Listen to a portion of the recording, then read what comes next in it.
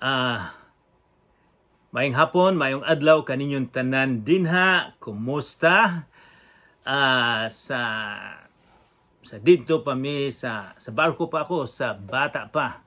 Sige ming moadto og Japan og nantigo ko gamay nga ni Pongo. Kumusta? Muingon sila Genki desu ka? Genki desu ka? So nantigo na mo gamay nga how are you? Espanyol, unsay ilusolde, ¿cómo está? Kung importante kayo ang tao, miingon sila, ¿cómo estás usted? So, pwede gihapon nga miingon ka din sa mga puti. What's up? Makikita og hapon, genki desu ka? Kumusta? So, natigo na taggamay. So, kumusta mo tanan dinha? Hinaot pa unta nga ang Ginoo kanunay magaubang kaninyo bisan pa sa kalisud sa kinabuhi. Pasalamat usab kita nga dili kita taga Ukraine. Kay kung sa Ukraine pa kita daghan ng patay nga Filipino, gibombahan na ni Putin. Pasalamat usab kita nga wala kita sa country nga sa Sudan. Dito nagpatayan usab sila. Mga duha ka general, gusto og power, gusto gahom silang, gustong mahimong haring gangis, patayan sila. So, pasalamat kita. Bisan sa kalisod sa kinabuhi, wala tay daghang pagkaon, wala tay mayong sinina, pero safety gihapon kita. So, sa dili pa kita magsugod, magpasalamat kita sa tanan. Sa tanan nga mitabang aron nga kita maka Bible study. O tandaan ninyo sa Tagalog, tandaan, bantayan ninyo nga ang rason nato nga nagtuon sa pulong sa Ginoo aron atong mahibaw-an ang pulong sa Ginoo. Kay murag makaulaw man ang husto nga moingon ka, ako Kristiyanos. Apan wala day ka nagbasa sa Biblia, wala day nimo abriha ang Biblia, wala day kay nahibaluan. So kung miingon ka ang Kristohanon, kinahanglan nahibalo ka kung kinsa si Jesus, kung unsa iyang gitudlo, kung kinsa man gyud siya. Mao nang katuon kita. Ang purpose, ang tuyo nato nga dili mang-converter og tao kay walay makuha. Kundi converter nato siya nga siya mutuo, musalig sa atong Ginoong Hesukristo. So walay pagdugang magampo kita atong ihatag ang tanan sa atong Ginoong Hesukristo. Magampo kita.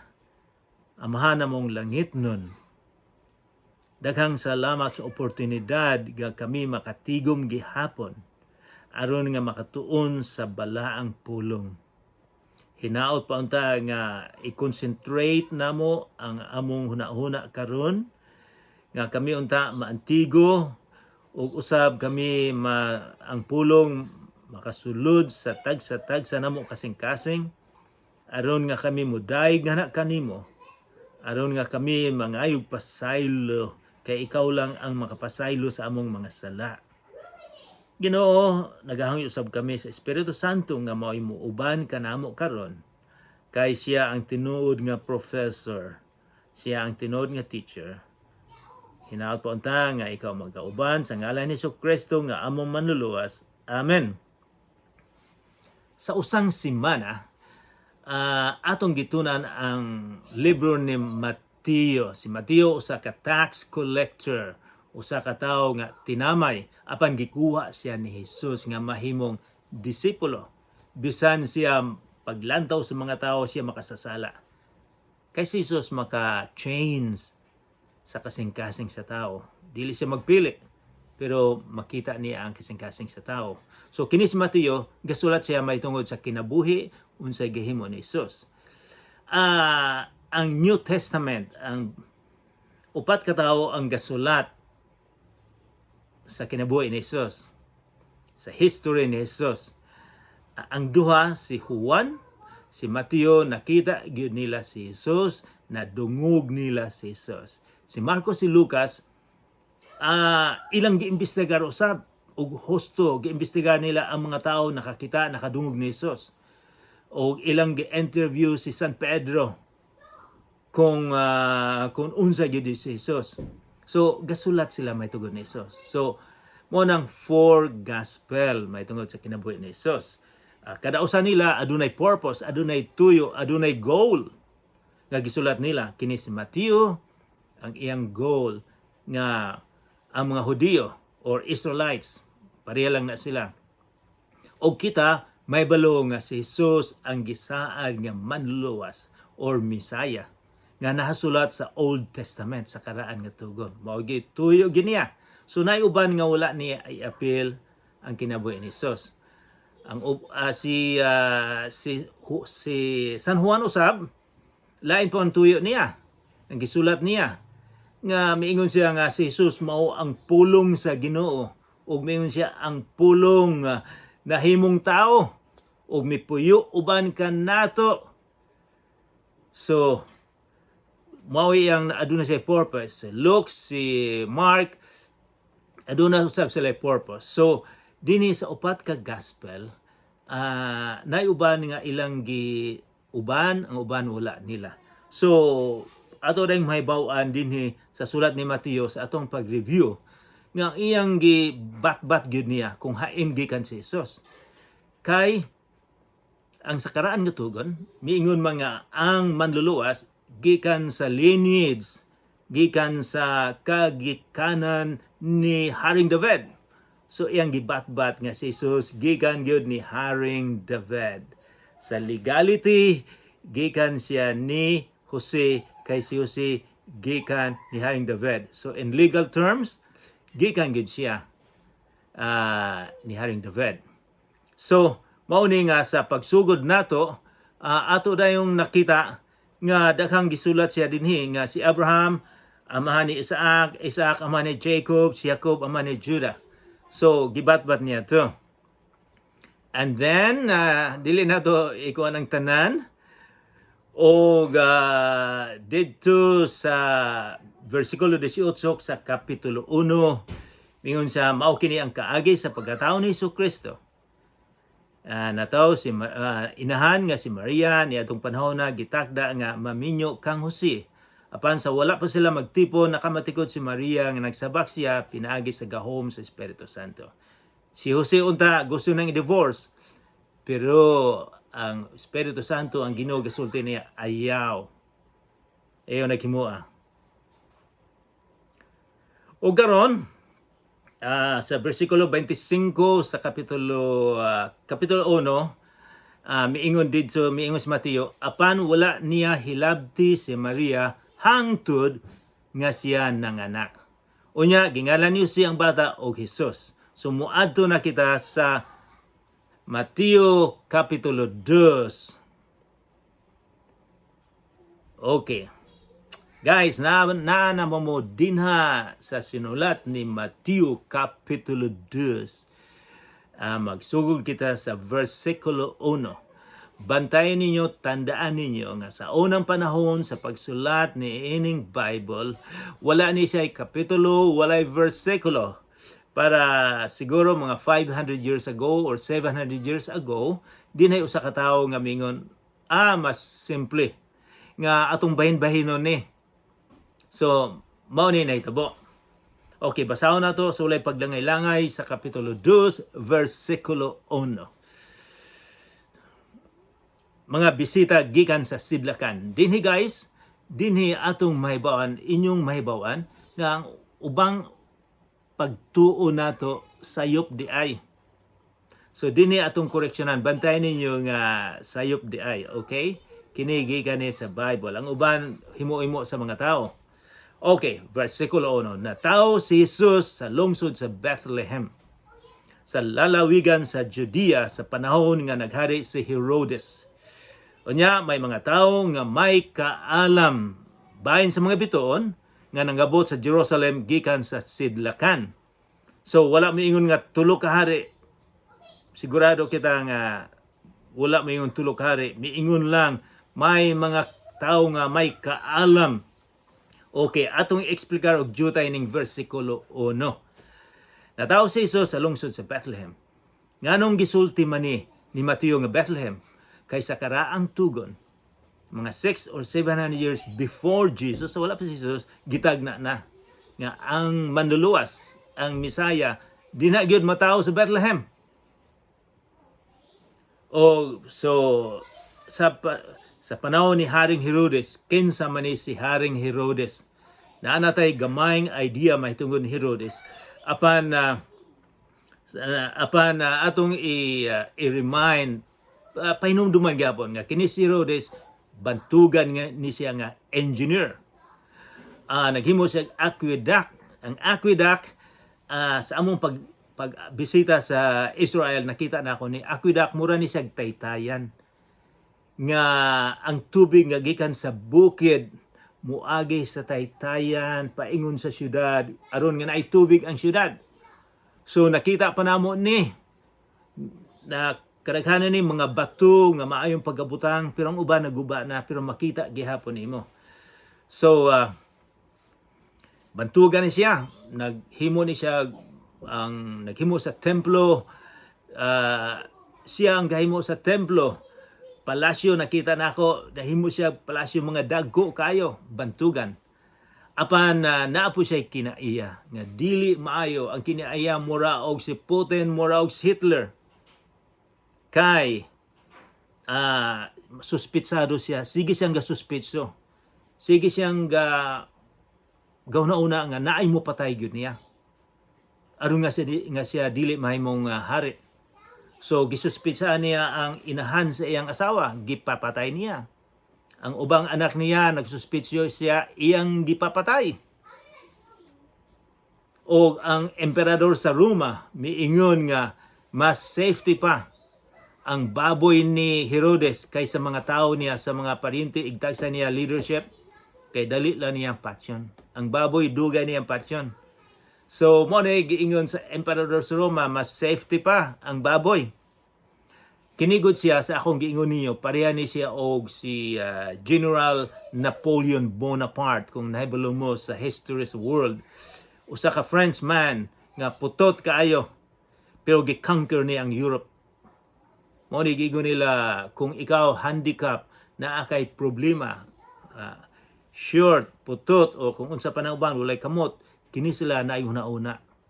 Nga ako ging ipakita nila nga bisan ako na handicap, bisag na ako'y problema, pero kaya na ako ni. So naa sila drive nga mo succeed sa kinabuhi nila.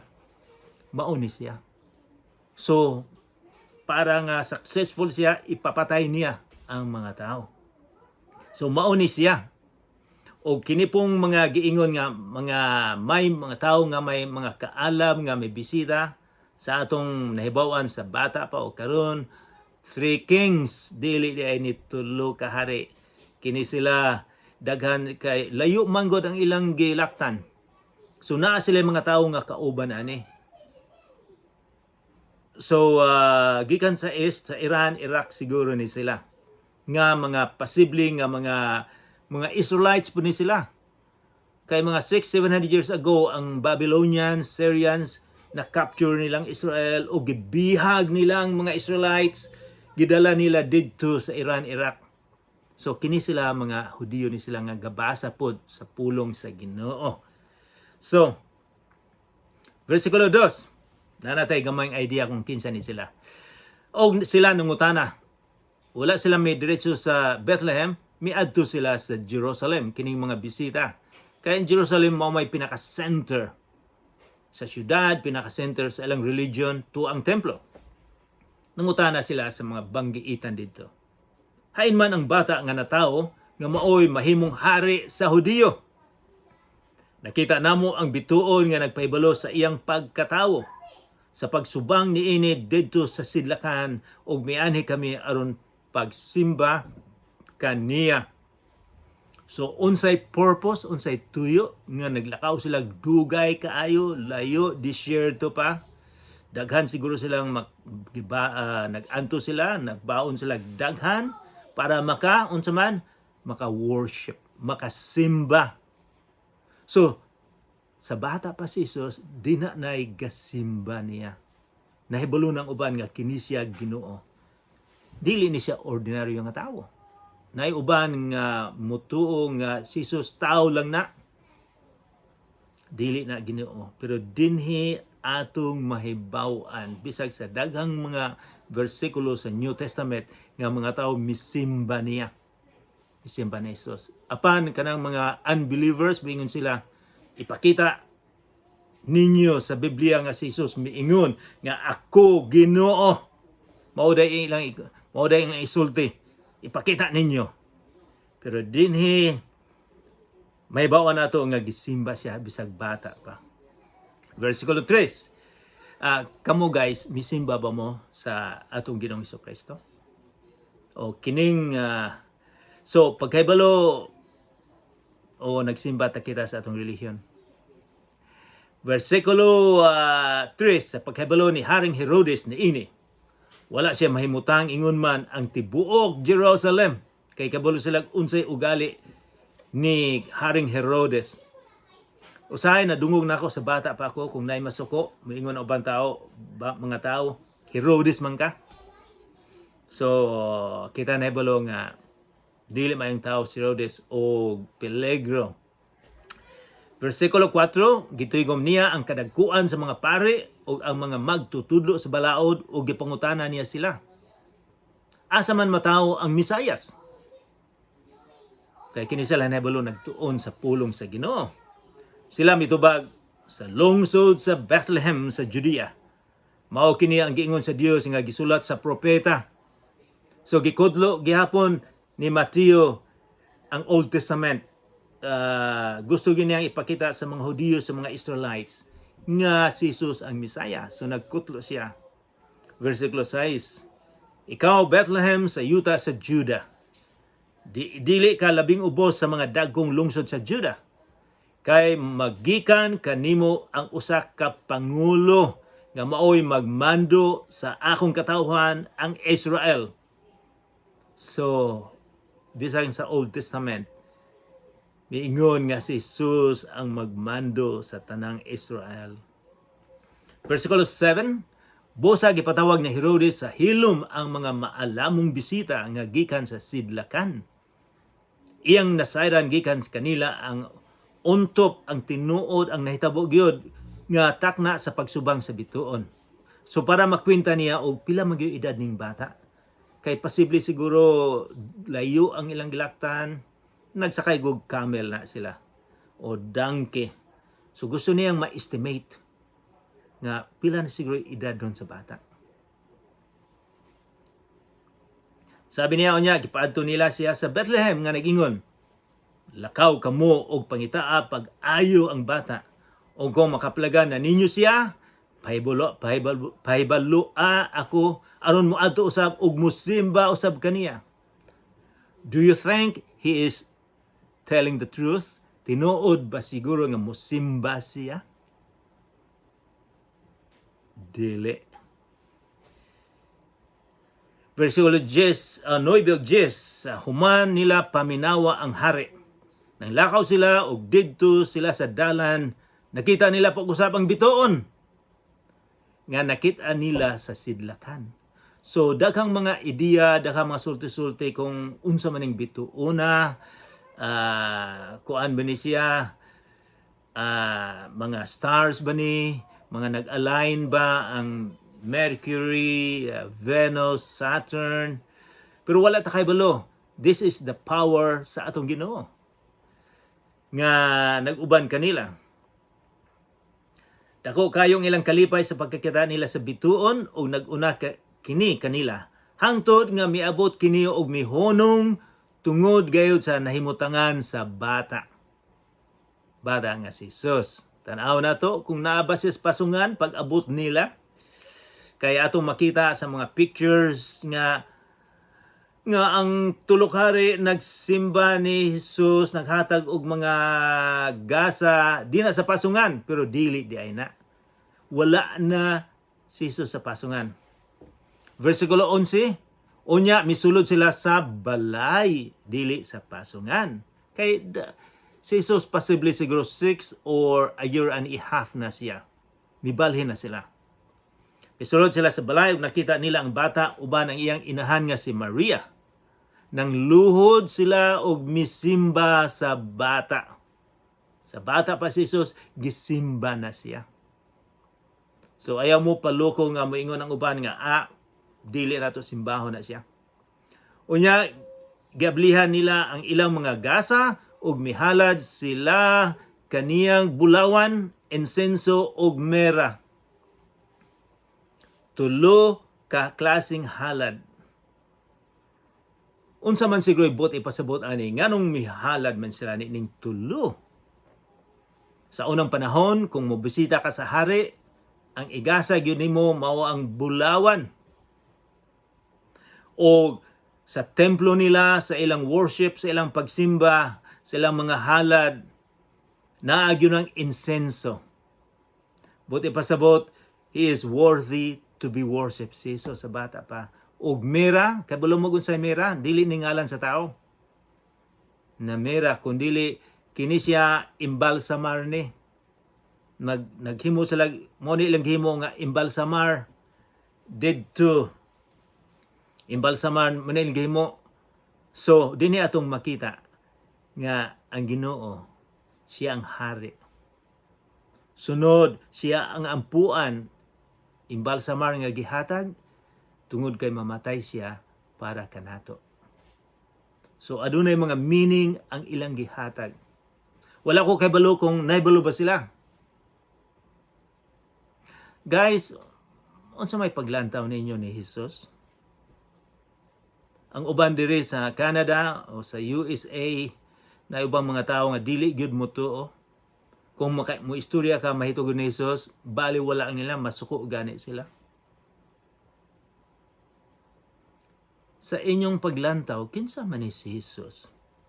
Si Jesus miingon nga ako ang dalan, kamaturan o kinabuhi nga walay katapusan.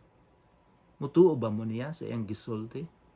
O miingon kita, daghang dalan sa langit, daghang kaing dalan.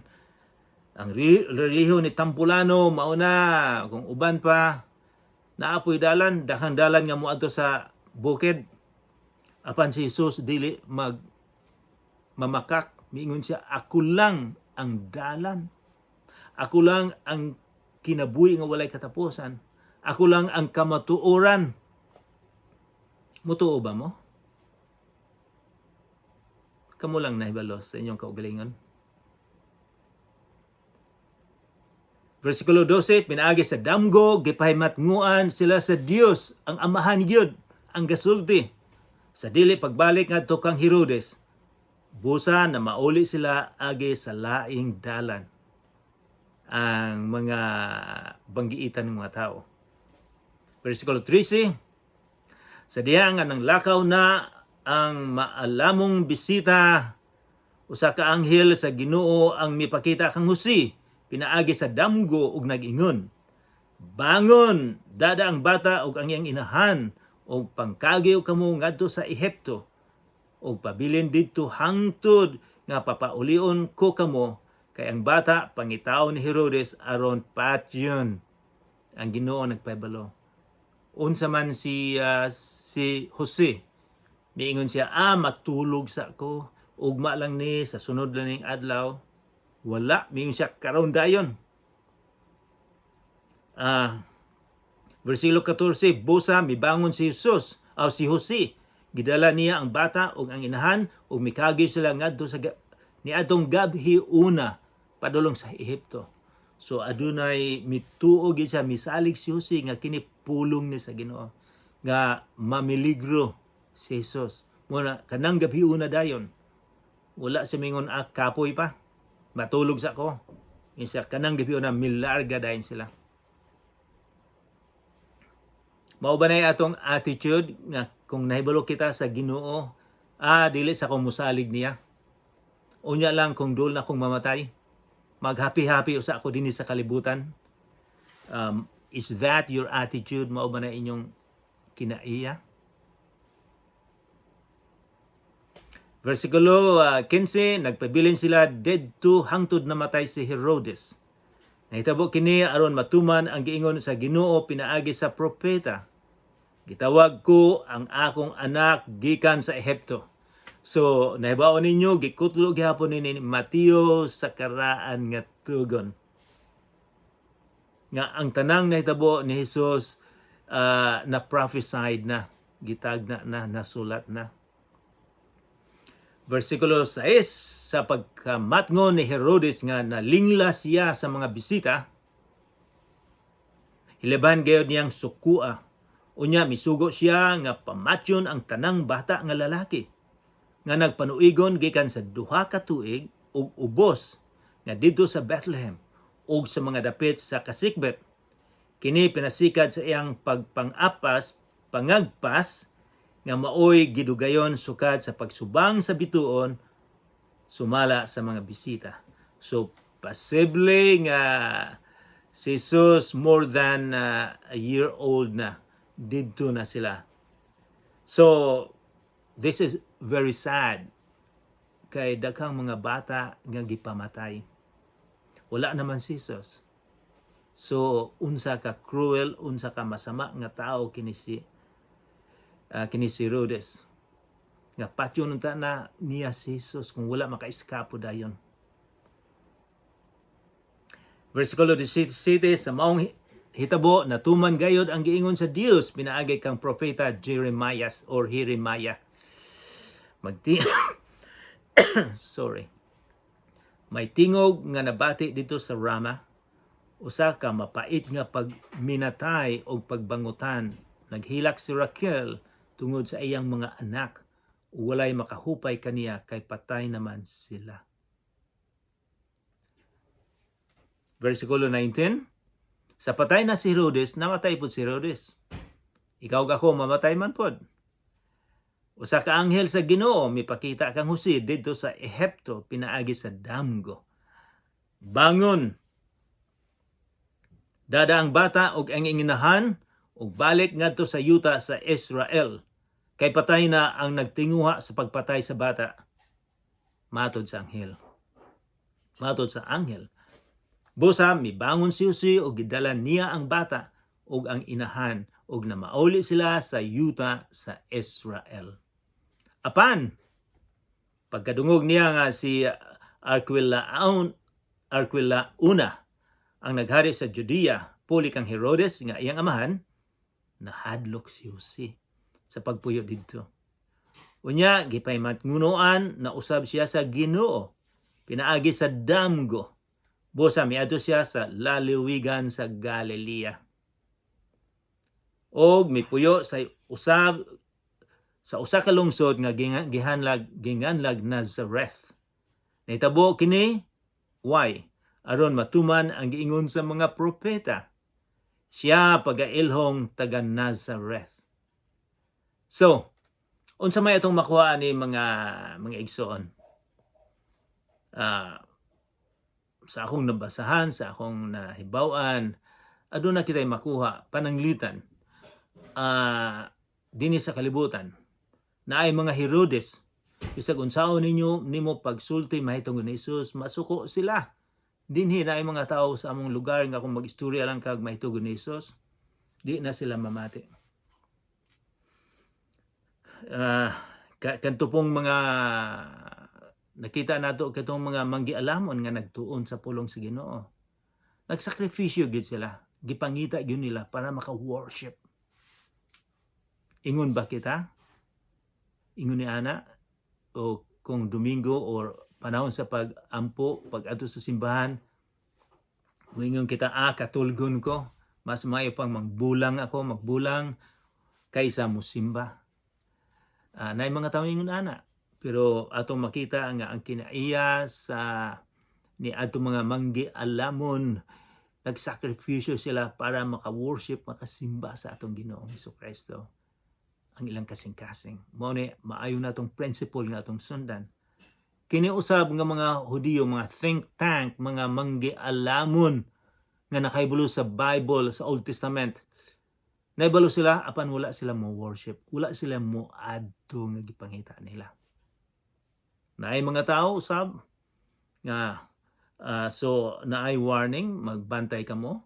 Naay mga tao nga banggiitan sa pulong sa Ginoo, sa Biblia, memorize nila na. Apan wala day pag-usab ang kinabuhi. Ang kasing-kasing wala na usab, wala nag-worship sa atong Ginoong Hesukristo.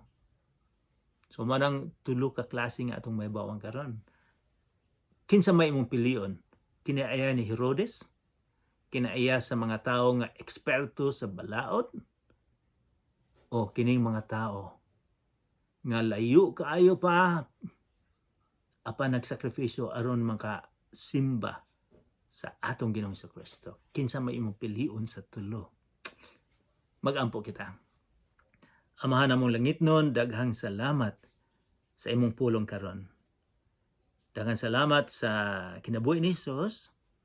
Hinaot po unta nga kami mag-worship, magsimba kanimo Lord. Nga gikan gyud sa kasing-kasing. Dili kami magsimba sa among relihiyon kundi magsimbangan kanimo. Pasaylua kami sa among mga sala. Nagaampo usab ko karon nga imong bantayan ang bantayan niyo ang mga tao karon, ang mga BJMP, mga tao nga naminaw niini. Hinaot ta imo silang panalanginan. Sa ngalan ni Jesucristo nga among manluluwas. Amen.